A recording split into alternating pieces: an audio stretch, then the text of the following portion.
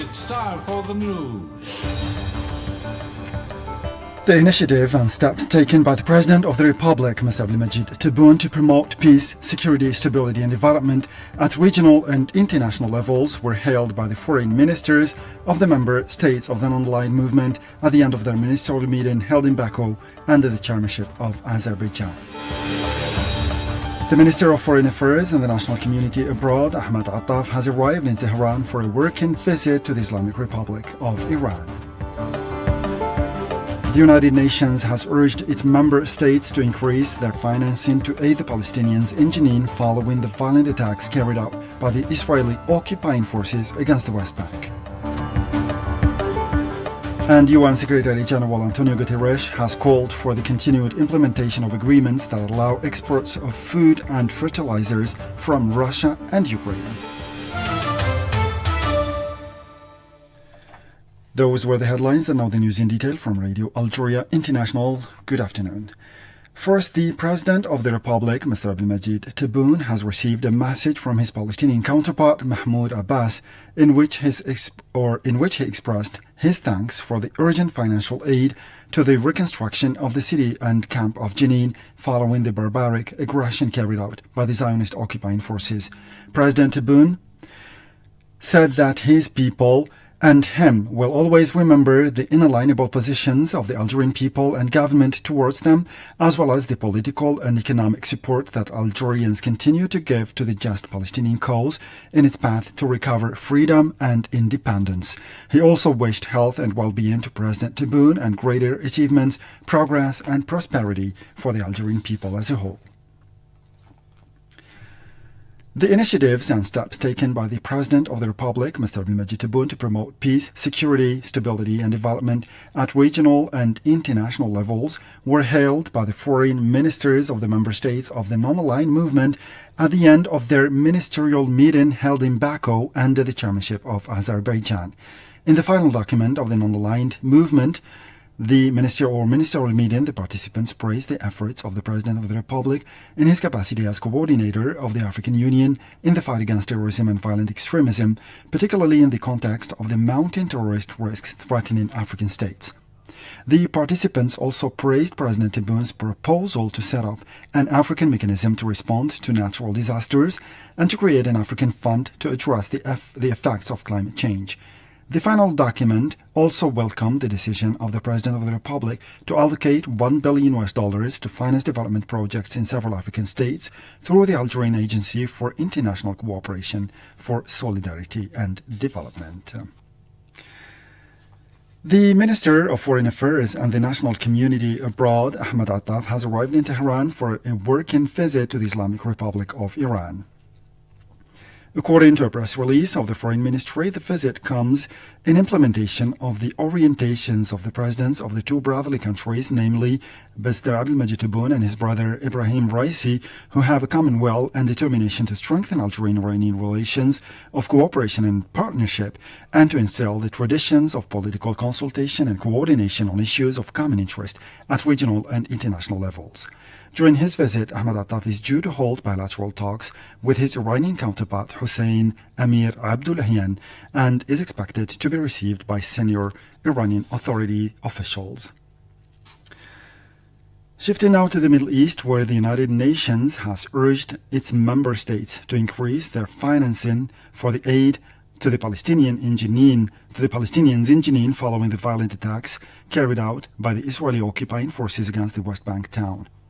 The UN chief spokesman stressed that the major damage caused to the town's infrastructure had deprived 100 Palestinian families of water. He assured that the UN had set the rehabilitation of the damaged infrastructure, including the sewage system, on the top of its priorities and would supply an emergency food aid as well as psychological and social support mainly to the children. This came as the UN Relief and Works Agency UNRWA affirmed that the onslaught launched by the Israeli authorities was the most violent in more than 2 decades. It stated that the refugee camp of Jenin had suffered considerable damage and destroyed partly about 900 houses. Meanwhile, 2 Palestinians were arrested during an operation carried out by the Israeli army in Ramallah. The Israeli authorities have imposed more restrictions on the Palestinian population amid attacks perpetrated by the Jewish settlers against the Palestinians and their properties. Not very far in Lebanon, acting Prime Minister Najib Mikati has urged the UN to put an end to the violations committed by the Zionist entity along the Blue Line, which is a demarcation line between the two sides established by the UN in 2000. Najib Mikati made the statement during a meeting Thursday in Beirut with the United Nations Special Coordinator for Lebanon, Joanna Frontesca, and a delegation from the United Nations Interim Force in Lebanon, UNIFIL, led by the Commander-in-Chief General Roldo Lazaro. The situation in southern Lebanon was also examined, notably in light of recent developments, which the UNIFIL commander stressed the need to maintain stability along the Blue Line and respect UN Resolution 1701. In this context, Najib Mikati reaffirmed Lebanon's commitment to Resolution 1701, calling on the United Nations to stop the Zionist violations of the Blue Line. The Lebanese Foreign Ministry condemned Thursday's attack by the Zionist entity on villages in southern Lebanon, considering it a violation of the UN Security Council Resolution 1709 or 1701 and an attack to Lebanese sovereignty. 15 rockets were launched Thursday by the Zionist army towards the village of Kafr Shuba and Marzat Halta. The ministerial meeting of the non-aligned movement has reiterated in Baku, Azerbaijan, the movement's support to the Sahrawi people's right to self-determination in conformity with the UN Charter and with the resolutions related to decolonization. In their final document, the movement's representatives stressed the necessity to allow the Sahrawi people to exercise its right to self-determination in conformity with Resolution 1514 adopted by the UN General Assembly. The document highlighted the non-aligned movement's attachment to the UN-sponsored political process aimed at reaching a mutually accepted political solution guaranteeing the Sahrawi people's right to self-determination. The final document was unanimously adopted by the member states of the movement, including Morocco, which was represented by the kingdom's ambassador at the UN. Meanwhile, the representative of the Polisario Front to Switzerland and the UN, Ubi Bushraya Bashir, affirmed that the respect and the monitoring of human rights in Western Sahara and the release of all political prisoners were prerequisite condition to the launching of a political process. Such a process, he went on to say, remained conditioned with the opening of the territory to the international press and observers. Addressing a conference on Western Sahara held in Geneva outside the 53rd session of the UN Human Rights Council, the Sahrawi official stressed that the incapacity of the UN to ensure the protection of the Sahrawi civilians and Europe's biased attitude in favor of Morocco had increased the Sahrawis' frustration and had contributed to fueling tension. The heads of state and government of the Economic Community of West African States, ECOWAS, meeting tomorrow, Sunday, in Guinea-Bissau to examine the transition in Mali, Burkina Faso and Guinea. The transition process in the three countries will dominate the 63rd session of the ECOWAS, notably the commitments taken by the authorities of the three countries to organize elections in order to pave the way for a return to the constitutional order. The representative of the ECOWAS will also tackle the security issue, considered a priority and a challenge for the Burkina Faso authorities ahead of the elections. The situation in Guinea will be discussed during tomorrow's meeting, notably the 1.5-year transition period, which should end by the end of 2024, as agreed on by the Conakry authorities and the ECOWAS. Still in Africa, 2 people have been killed in Kenya following anti-government protests over a new finance law that has doubled the fuel tax and introduced a housing levy for employees. Opposition leader Raila Odinga has called the protests to oppose tax increases that were imposed despite a court-ordered suspension and came at a time when many people were already struggling with persistent high prices of basic commodities such as maize flour. More tear gas was fired in the capital, Nairobi, according to media sources, as police sought to break up protesters who had barricaded sections of 2 roads and arrested dozens of protesters. Now, the UN Secretary General Antonio Guterres has called for the continued implementation of agreements that allow exports of food and fertilizers from Russia and Ukraine. Guterres noted the indispensable role that food and fertilizer exports from Russia and Ukraine play in supporting global food security.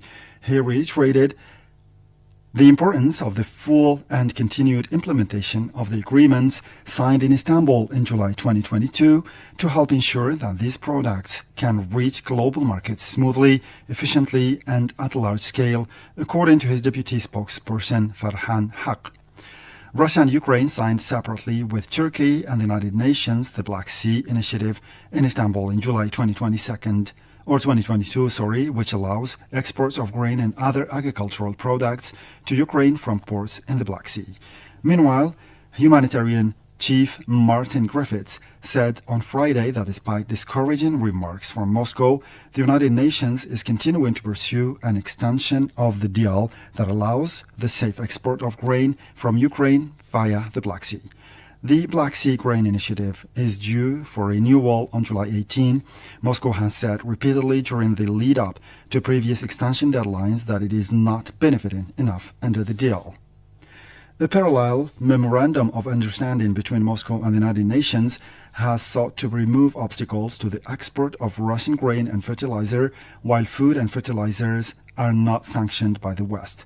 Efforts have been made to ease concerns on banks, insurers, shippers, and other private sector actors about doing business with Russia.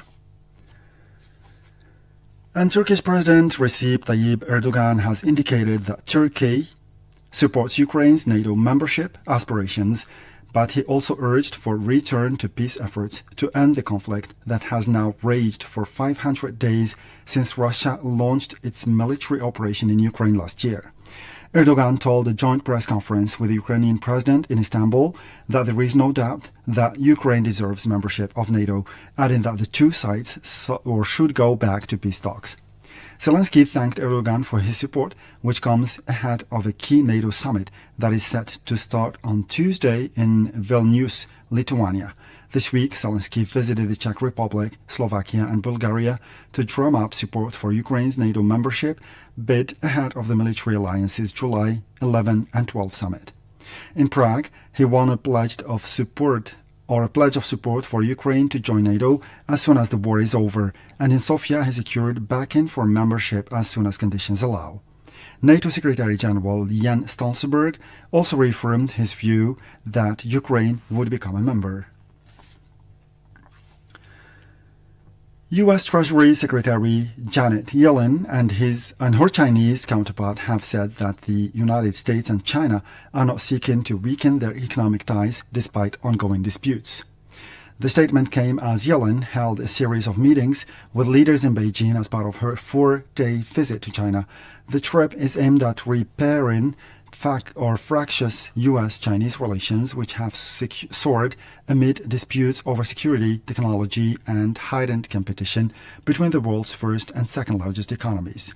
Speaking to China-based U.S. business leaders on Friday, Yellen said she had made it clear that the United States does not seek a wholesale separation of our countries or economies.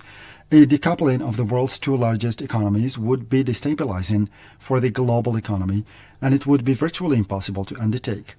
Yellen had talks later in the day with Chinese Premier Li Qiang, and she stressed the need for cooperation. She also raised concerns over Beijing's treatment of U.S. companies operating in China while defending U.S. policies that seek to curb China's access to critical technologies.